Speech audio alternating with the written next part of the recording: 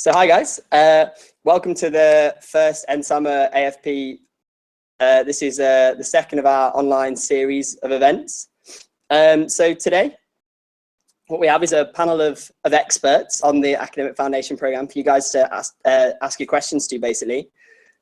So if you write the questions in the section next to the video, I'll read them out and we can have a little chat.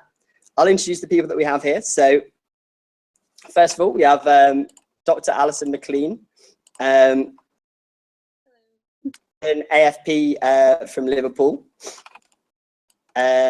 Next, we have Dr. Andrew Watson. Hello. Dr. Andrew Watson is the Associate Dean, and he's heavily of Health Education England and Health North West. Yeah, that's the one. North West. Yeah, so he's heavily involved in the Academic Foundation Programme in the Northwest. Next up, we have Helen.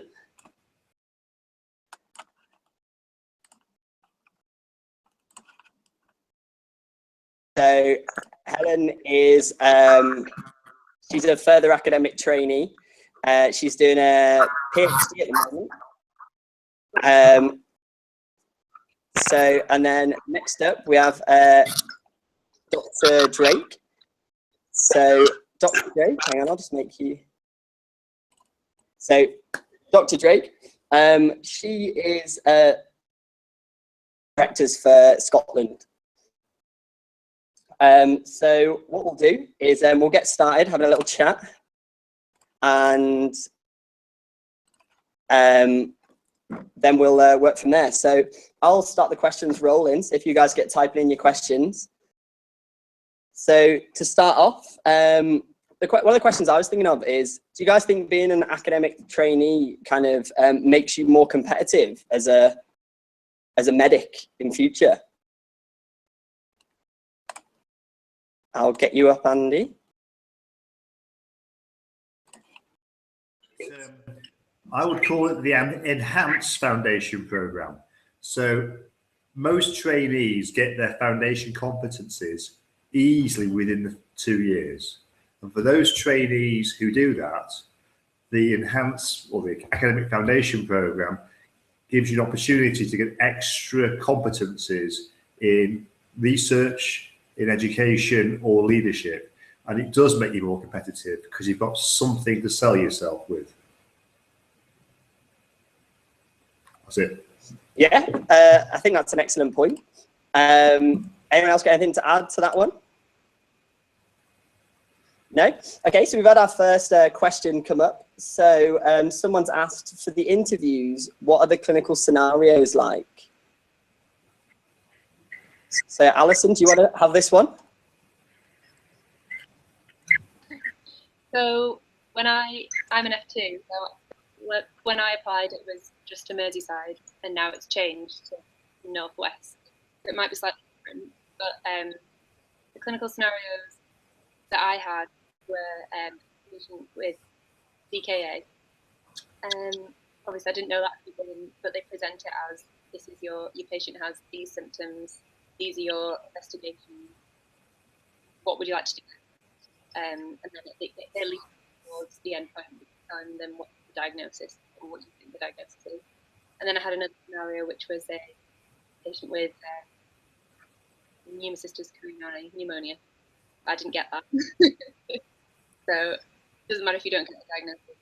As far as I can tell, it was more how you answer the question and deal with the ill patient scenario. Yeah, perfect. Anyone else, anything to add? Maybe to further academic training from you? Helen?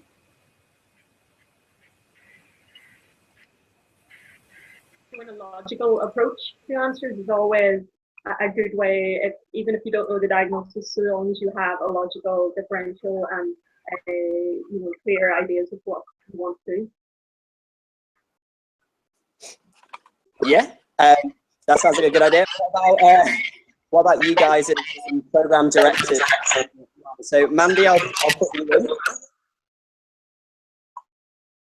To be completely different wherever you're being interviewed, and it really is just about how you answer the question, not necessarily whether you get the right answer or not. It shouldn't be anything unusual. It may be a clinical scenario, it may be an ethical scenario. I don't think there's necessarily any way that you can prepare other than the ways that you were preparing for your clinical exams anyway. It's for us to see how you work through the answering of the question that's important. Yeah, sounds perfect. So, Dr. Watson, I'll buzz you in as well. That's all. I concur. It'll be something which you should know about as a medical student. It shouldn't be something obscure, because we're not into looking for obscure knowledge. We want to see how you think. Okay.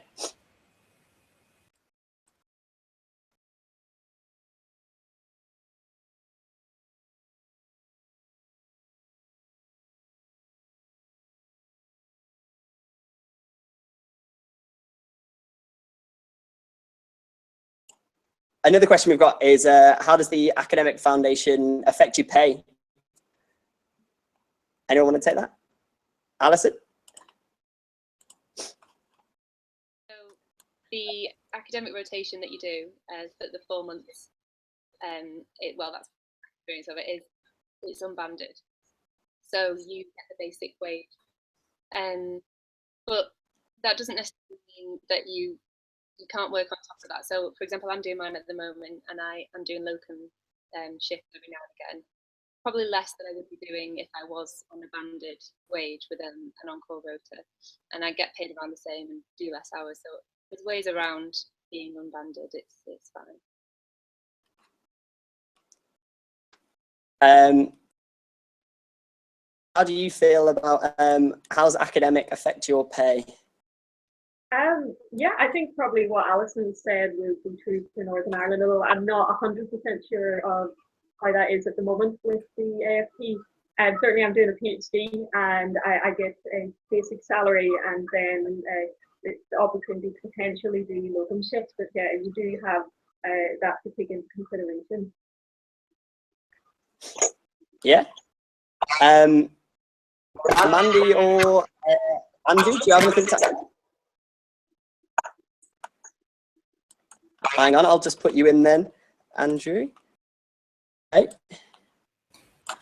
Just say that when you're doing if you're doing an academic foundation block, you shouldn't be doing a week of nights, because you shouldn't be taking time off during your academic time because of 0 hours because of your on-call. So you will inevitably do less on-call and therefore be paid less. But the advantage is it's worth it. Oh, hang on 1 second. Okay. Okay, yeah, that's perfect. We've had some more. So one of the questions is, what can you do at medical school to enhance getting your place in the academic foundation program? Alison, I'll pass this one over to you to start with. Okay. Okay, then Alison. There are lots of things you can do. If you know you have a specialty in mind, so I'll give you myself as an example. I want to do obs and gynae, and throughout medical school, I tried to tailor things I was doing to make myself more appealing as an obs and gynae trainee. I didn't realise I wanted to do the AFP until I was in 5th year. I didn't know it existed. So you can do general things to make yourself a better candidate. Like if you do we had special study modules, so any research modules or opportunities to do literature review or post reports or things like that, and that makes it better. If you want to do a academic foundation program, then intercalating a master's of research or a BSc in a different area would make you look more attractive, but it's not essential as far as I understand. And electives, you can use your medical elective to do a research program, research project, or something else that you're interested in as well. So there's lots of different opportunities throughout every year of medical school that you can make yourself look more attractive. Yeah, sounds good. I'll pass you over to Andy now. So there you go, Andy. Well, my understanding is your ranking at university is a major factor in whether you get the job or not. So, in the Northwest, I believe it's 1/3 of your score is from interview, shortlisting and interview process. But you really need to have lots of stuff that you've done. Take every opportunity, because it's difficult to sell yourself when you're asked the question, give us the evidence you're committed to medical education, if you haven't done anything. So you need to be starting early in your undergraduate career to get the evidence to make sure you get one of these posts. Okay. Helen or Mandy, do you have anything to add? And I'll pass over to Mandy now then. And I think getting things on your CV is key. So, you know, when I'm shortlisting, if you have evidence that you've engaged in research, particularly you've got publications or you have got presentations, and presentations at national or international meetings rather than solely local meetings or medical student meetings always will score higher when you're shortlisted. So it's really about pestering people to be able to get involved in projects. Now, I think you may not know what specialty you want to be in or you want to go into long term, or you might not find anybody to work within that specialty. But if you've engaged in research in another discipline, that would still, for me, score highly. You know, if you wanted to do obs and gynae, but you'd only found a project in, you know, respiratory medicine, then that would still be great because you engaged, you would have gained from the process. So I think bells and whistles on your CV and intercalating for us also is a really key thing to see there. Okay. And Mandy, do you have anything? Not Mandy, sorry. Helen, do you have anything to add? Okay, Helen. Yeah, I would disagree with what has already been said. If you can find out that your CV, and even if you approach people and tell them that you're interested, that's a very good way to get these opportunities to come along, and then take the opportunities when they come. Okay, excellent. Okay. Another question we've just had in is what level of knowledge around research ethics is required for the academic foundation program interview? So I'll put this at one of the directors of the courses. So Mandy or Andrew, do you want to take this? Mandy, I'll put it back onto you then. You know, it's very much going to be dependent on what research you've done already. If you had just done a very basic science research program in a lab where you've been dealing with cell cultures or you know, compounds that didn't require any ethical approval, then I wouldn't mind if you didn't know what ethical processes you had to go through. If you had done something that involved doing hands-on animal work, then I might expect you to know about needing Home Office license approvals. And if you've been involved in a big human study, then I might expect you to know that. So I think it very much depends on the level and the type of research that you've done, and to what extent I would expect you to know about the ethics around that. Okay, that's great. I'll pass over to Dr. Watson. Yes, Dr. Watson. We've got significant numbers of tracks that are for leadership and medical education. And for those, your knowledge of research does not have to be massive. It's different sorts of competency.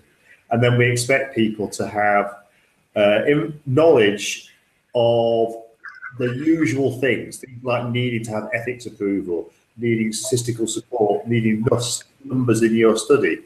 You don't have to be a budding Nobel Prize winner at interview for this to get the job. What about you guys, Alison and Helen then? Anything to add at all? No? Okay, that's perfect. We've got another question as well. How much emphasis is there on the quality of your publications for the academic program? How important, quality or quantity? Then I'll put in Mandy then. Okay, Mandy. Quality is always going to trump quantity as far as I'm concerned, but sometimes there is just not the ability to publish in high impact journals. If you are a middle author of 20 on a Nature paper, you would score higher for me than if you are a middle author on a very low impact journal that you had just that you didn't go through peer review for. But I think, you know, we're looking for evidence of engagement, so we don't rely too heavily on the absolute weighting for impact. But you know, if you can get yourself middle author on a Nature paper, fantastic. If you have published in other journals, you know, that's also pretty good. Andrew, I'll pass over to you. Okay. I agree. It's quality trumps quantity every time. Much better to have a significant contribution to a significant paper than lots of contributions to stuff that's, you know, the journal of the boring case reports. For an author isn't really the same as something in British Medical Journal or something similar. Okay, that's great. Helen, what do you think do you think it helps at kind of higher training to have more publications? Yeah, absolutely. I think especially if you can be first or second author, because then you've had to go through a lot of the writing process. And I certainly echo what Andrew and Mandy have said, that quality definitely trumps quantity, especially in terms of your experience in writing high quality scientific literature, which I think is extremely important. Excellent. And Alison, what kind of things do you have on your CV when you applied? I think you said, what kind of things did you have on your CV when you applied, but it broke up a little bit. Is that yes, right? Yes, that is what I am. Sorry, yes. So when I applied, I didn't have any publications, so I wouldn't let that put you off if you don't have any. There's not always an opportunity to get something published as a medical student. I did have some poster presentations and oral presentations at national conferences. Again, not international, but yeah, that seemed to be okay for me, and it was something to talk about in the interview and also put on my CV. So I think if you plan to do these things, then that's really good. If it doesn't happen, don't let that put you flying. It makes you very good, but it's still a plan. If you don't have a publication, don't let that put you off completely.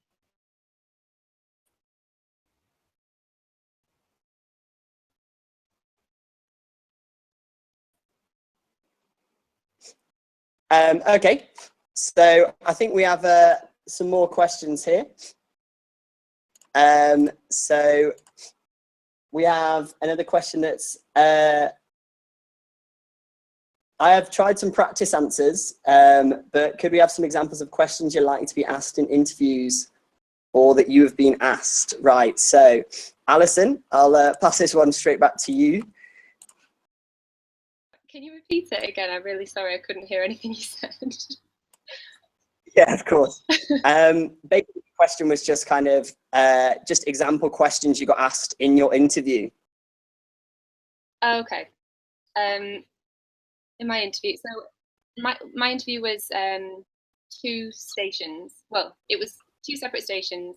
One was the clinical station, the other one was the kind of research-based or academic foundation program-based station. The clinical one was split into 2 5-minute stations, so there were 2 separate scenarios. And then the other stations, 5 minutes was, I was given a chart to interpret, and it was to do with mortality rates, and I had a few minutes to read about that, and then I had to go in and answer questions on what I interpreted about the data.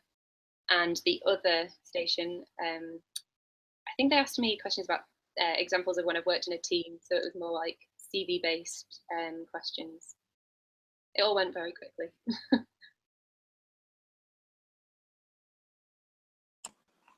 Okay, that's great.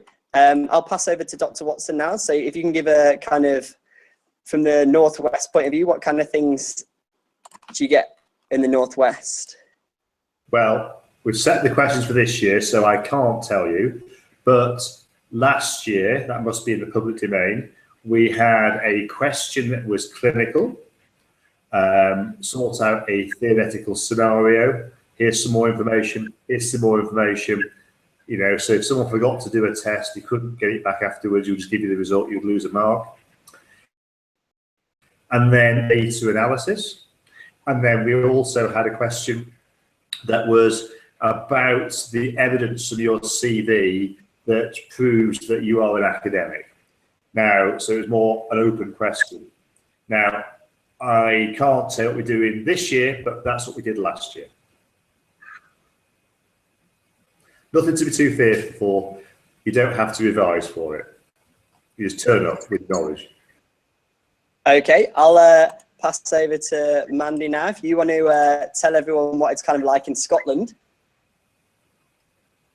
What our questions are. We interviewed today, we're interviewing again tomorrow. But, you know, largely we are going to ask a clinical scenario type question. As we've already discussed, that's not going to be something that you should have difficulty with. And we are likely to be interested in what research you've done in the past and what you can tell us about that. And, you know, they are the main two parts. So there's a part that's research based and there's a part that's clinical based, but it should all be stuff that's on your CV that you have been involved in and that you should be able to answer. Okay, and Helen, if I put you on the spot, so kind of at the further interviews, what kind of things did they ask about there? Yeah, I most recently did the academic clinical fellowship interviews, and while they might not be so clinically oriented, again, it's similar types of questions, examples of leadership, examples of your research experience. What I would say is to those of you who might be a bit nervous, just be passionate, be enthusiastic, and sometimes it can help to maybe practice a little bit before you go in, just to settle the nerves. Certainly I would have done that, and I found that very helpful. Okay, excellent. So we've had more questions coming on now. One of the questions is,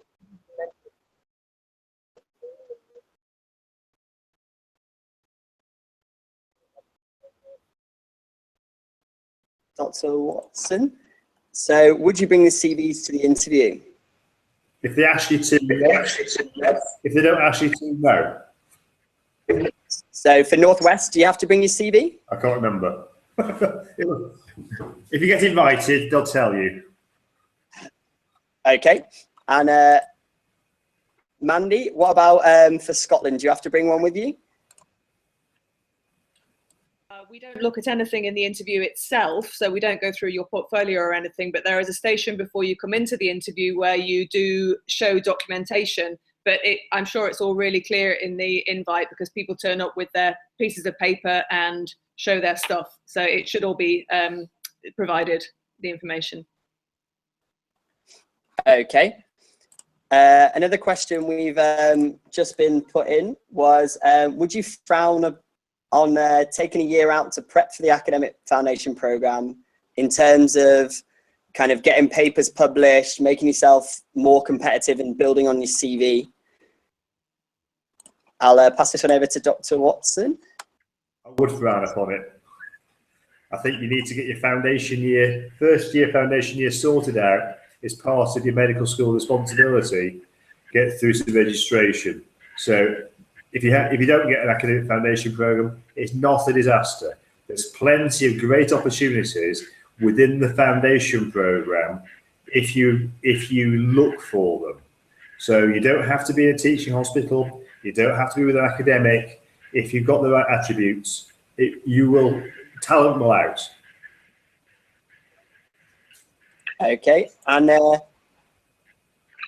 Mandy, do you? I would not encourage taking a year out. And again, it really is not the end of the world if you don't get on an AFP program. I certainly wouldn't have got on one at the same stage because I wasn't academic at all at medical school, and it's not stopped me. And there are opportunities for you to engage with academics. And if you're in, certainly if you're in Edinburgh and you spoke to me, then there will be plenty of people to link you up with, even if you're not on the academic foundation program. So I think better just get yourself a post and then get on with life.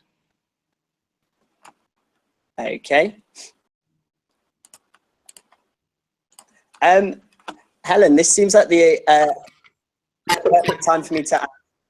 I know that you didn't get in, if you don't mind me saying, first time round. So have you got any advice for people kind of if they don't get in? Yeah, I suppose if I should clarify, that was for funding for my PhD. But yeah, I think what I would say is just be resilient and don't give up. Certainly, one of the difficulties with research is it doesn't always go according to plan. But I think if you're enthusiastic and you want to do something, just keep trying.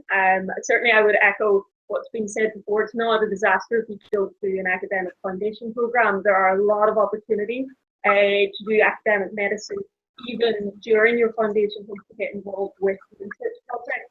So I think it's about talking to people who are in research positions, telling them you're interested, and then just start knocking on doors and keep trying. And if you're very, very keen, it will happen. I think that's good advice, certainly. One question that always seems to come up a lot is, there are any particular, this is for everyone, any CV must-haves? What is like the number one thing that you think is really makes you stand out on CVs? So who shall I pass this one to start with? Mandy, would you like to take this one? Number one thing that I guess two things that stand out for me. Firstly, if you've intercalated, then that always stands out. If you've got a first-class intercalated degree, fantastic. And publications. If you've managed to get a publication out of your intercalated program or from other projects that you've been doing, then that is the sort of standout thing for me. I mean, Edinburgh's a very research-based foundation program, so that's kind of what we're looking for rather than leadership or teaching. So for me, it's evidence of your strong research background that makes you really stand out for me. Okay, and Dr. Watson, what kind of things do you look for? Well, we don't look at CVs at shortlisting. We look at the application form that we have, and the application form asks questions about give evidence that you are committed to medical education or academia. And there is no definite thing you need, no definite thing. You won't get shortlisted, you won't get appointed though if you don't seem to be enthusiastic for the area you're looking at. You've got to smile and be positive. Okay, I'll pass back over to Mandy. She has something to add. Yeah, just having interviewed all day today, I guess I just want to reiterate that enthusiasm. When you do come to interview, just remember that we have interviewed, I don't know, maybe 30 people that day. And if you are enthusiastic and, you know, you can really sell yourself on what you've done, then that also makes you really stand out to us in an interview situation. Okay, and Helen, I'll pass over to you then. Yeah, certainly I'm not at the process of doing the interview, so I'm not sure what stands out from the CV, but what I can say is I actually didn't intercalate, and I hadn't very many publications originally when I went to do academia, but I think showing enthusiasm and showing a kind of academic excellence in other ways has really benefited me. So I think there's a lot you can do to be positive about your own CV and what you want to do, and that will come across. Okay. And Alison, what kind of things did you think were that generally you and other people that you know that applied, what kind of things did you think made them look quite strong from your perspective? I basically agree with what other people have said. I think most of the people I knew who got onto the AFP had intercalated and had presentations or publications. So those are definitely things that look good when you apply. So it depends which part of the AFP you're applying for. If you're going for education and if you're going for leadership, then you need to tailor your CV to those things. Intercalating, I think, is good for all three, and obviously publications are too. Yeah, that sounds good. We've had another question come in now. This one's probably more for Dr. Watson and Dr. Drake. So I'll pass over to Dr. Watson to start. The question is there a decile cutoff for interviews? No. No, not for Northwest. Have you heard about any other trusts at all? Trust Letbys, you mean deaneries or whatever? Yeah. Everyone who applies in the Northwest gets shortlisted, okay? And the decile thing does not come into place until after the interview. So if you do really well at the interview and you've only done moderately at university, you can still get in. If you do badly at the interview and you've done only moderately at university, you probably won't get in. Okay, so it comes in after the interview. Okay. And Mandy, have you got anything to add to that from Scotland's point of view? It's the same in Scotland. Okay. So we've had more questions come in. Another question is, will the interviewers have your white space questions and your application ranking in front of them? I'll pass this over to Andrew. Okay, no. The shortlisting gets to the interview and then we don't look at the shortlisting again. Right, okay. And is that the same from Scotland? We do have your white space questions in front of us. We don't have your ranking or anything, but in fact, we have got a set series of questions that we will run through, so we actually won't resort to looking at the white space questions. So we've got them, but actually we're more interested in how you respond to the questions that we are asking at interview. Okay. Another question's come in that's, do you have to be strong in kind of all areas? Do you need to be strong in research, leadership and teaching, or does it kind of just depend on what you've applied for? It depends what you've applied for. So we try to direct our questions. So if someone says they want to do a leadership track, then the questions are directed at the leadership as opposed to research and medical education. But we don't have to do that, but that's what we chose to do because we felt that the questions were too academic for the people who wanted leadership and medical education. We've got academic foundation programs in quite a few DGHs that aren't linked with the university. So therefore they concentrate on good medical education and leadership, working with the medical director, for instance. Whilst the ones around the teaching hospitals, we've got three, but two have got AFPs associated with them, are mainly academic at Liverpool. Okay. And what about in Scotland? No, we certainly wouldn't expect you to be strong in all three. Scotland is one foundation, is one deanery, but obviously there are the four main centres within Scotland, and each of them has its different strengths and different things that they would offer. So Edinburgh, which is obviously what I know about, is going to be predominantly research focused. And what I would just say, you know, whatever of these tracks that you would want to go for, know about a career in that area. So don't turn up to interviews saying that you're interested in research with no clear idea of what a research career actually looks like, or don't say that you're interested in medical education without understanding what important things there are going on in medical education. So we don't expect you to be strong in all three. Okay. A question for Alison and Helen now. What would be your #1 tips to people for applying and getting interested? For applying and getting interviews, did you say? For applying and just kind of, what would your tips be to show your interest in kind of just academia and research? So for academia and research, the way to show you would be to get involved in research projects whilst you're at university, join medical school, and also then possibly intercalating. The main ways to show you're interested in research in particular.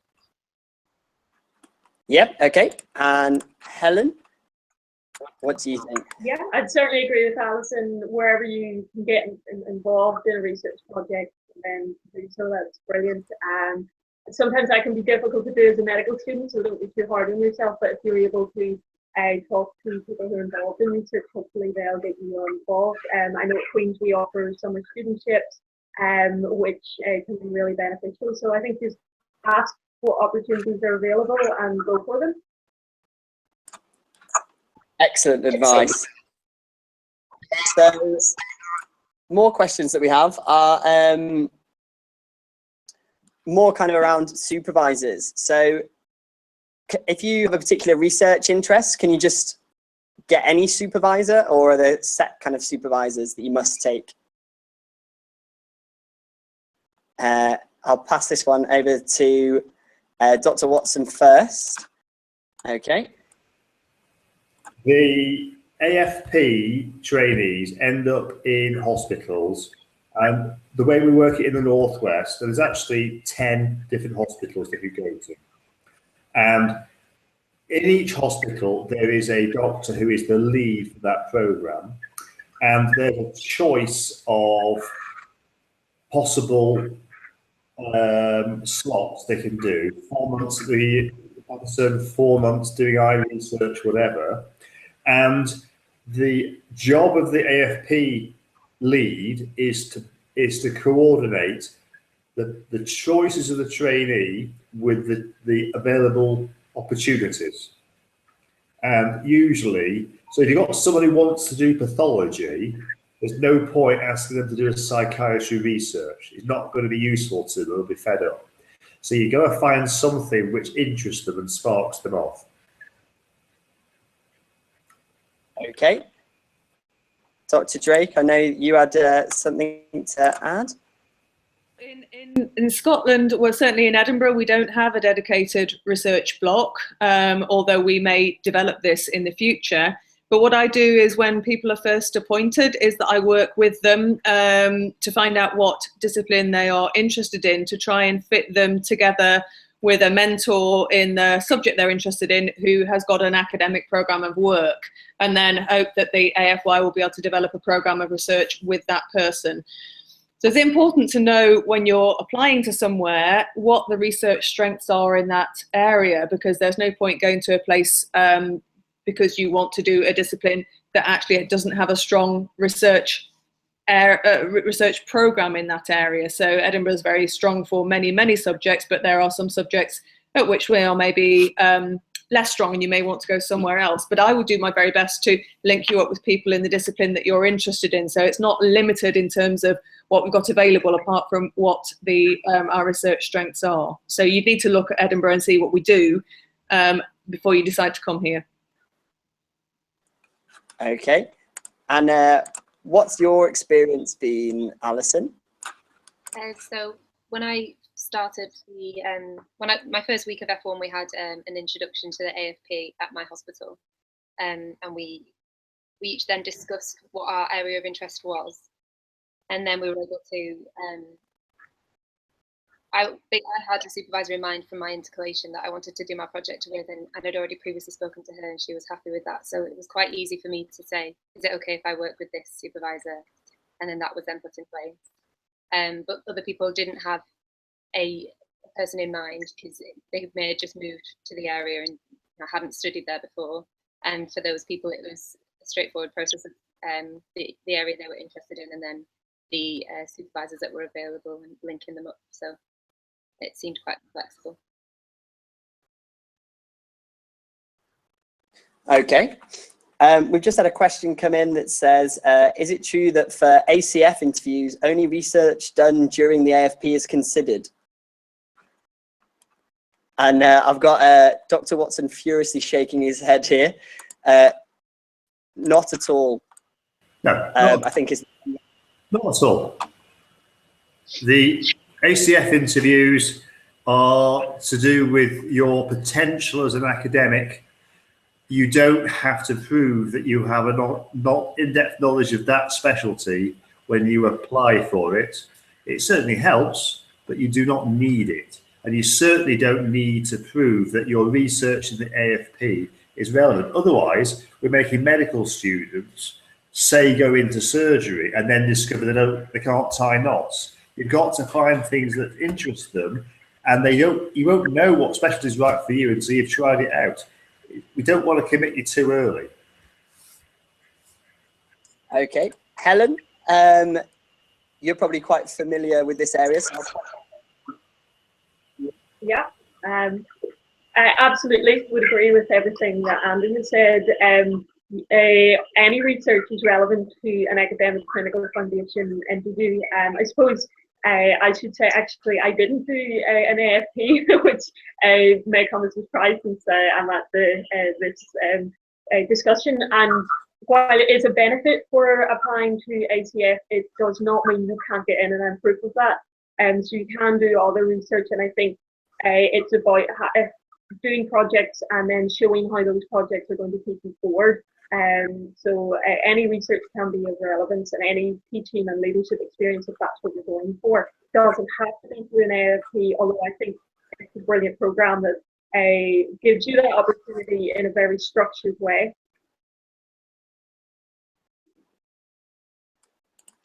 And Mandy, yeah, just as we don't have ACFs in Scotland. They don't exist. We have some fantastic academic programs for PhD and clinical lectureships, but we don't have ACFs. So you'd need to look at the individual centres, so Edinburgh, Glasgow, Aberdeen and Dundee, to see what's on offer there, because they're all slightly different, but ACFs don't exist in Scotland.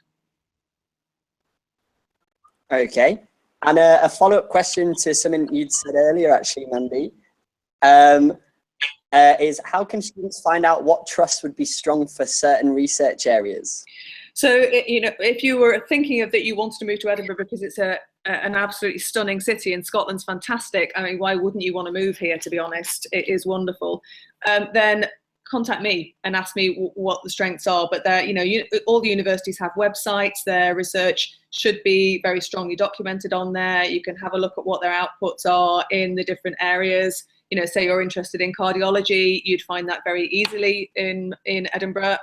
You would find that, I'm sure, very easily through other places. But contact the program directors. I'd be very happy to take questions from people saying, what's good in Edinburgh, or is this specialty really good in Edinburgh? Okay, another follow-up question to this point, proving very popular. If you're applying to a deanery like Scotland, is it okay to mention a specific region that you're interested in, bearing in mind that the panelists might be from different parts? We don't get offended. We are delighted if you've done a little bit of research and you're able to say, well, I have seen Dr. Drake does absolutely fantastic research in the field of paediatrics in Edinburgh. That would be great. So as long as you've got an open mind and you know what's going on in different places, none of us will get offended by you saying that you've looked particularly at Edinburgh and you've seen the strength here. Provided you can probably balance that by saying, I've also seen in Glasgow they do this, but my particular interest is in this particular field in Edinburgh. We're not that worried about it, really. Okay, and Dr. Watson, is it the same for Mersey? Well, it's the northwest of England, Manchester and Liverpool and Lancashire and Cumbria. And each trust has got a description of the academic foundation programme, as does the deanery overall. And the two universities that have academic foundation programme linkage, that's Liverpool and Manchester, have also got some descriptions. Liverpool is fantastic for tropical diseases, and Manchester fantastic for cancer research. So if you've got a particular research interest and it's research you want to do, then make sure that you choose a university that works for you with your specialty. And you might be going somewhere you weren't expecting to with that. You might find that you have to move from your home base where your parents live because of your research interests. Well, if that's what you want to do, it'll go down very well with the people where you're applying. That's why you're going there. Okay. Alison, I'm putting you on the spot again. When you applied, did you what affected your decision on where to apply? I live in Liverpool already, and I applied to the Mersey AFP. So it was because I liked it here and I wanted to stay here, and also because I had a supervisor from my intercalation that had, when I began to consider the AFP, I approached her and said, would you consider taking me on as an AFP candidate? And yeah, so it was partially because I liked Liverpool, partially because I knew I had a supervisor in an area, women's health, which is what I wanted to do my researching. So it was, yeah, there was no question really. Okay, and Helen, a question has come in which I think seems very suited to you, so I'll pass it straight over to you. A question's come in that said, what are the options if you would really like to do a PhD during your medical career? Is it frowned upon to have a complete break from clinical medicine? It shouldn't be frowned upon. Actually, I am on a complete break at the moment. I'm an out-of-programmed trainee, pediatrics trainee, and I've taken time out between ST4 and ST5. And certainly it was actually encouraged to me because I'm doing lab-based research, and it's very important to immerse yourself in the research. So certainly it's not being frowned upon, and I think everyone will have a bit of a bespoke program, especially if you're looking to do academia, and you just need to work that out by speaking to providers, telling them what you're interested in. And I would say ask about these things early, especially once you become part of a specialty training program. They like to know you're interested so that they can help plan things for you. Don't just spring it on people. Okay. I think that's all the questions that we've had time for. So I'll just ask the panel if you have any kind of final words of wisdom to provide the viewers. Anyone got anything at all they want to add? Okay. I'd just like to say thank you very much for all getting involved and helping me out with this event. You've all been great. And thank you very much for everyone watching. Thank you.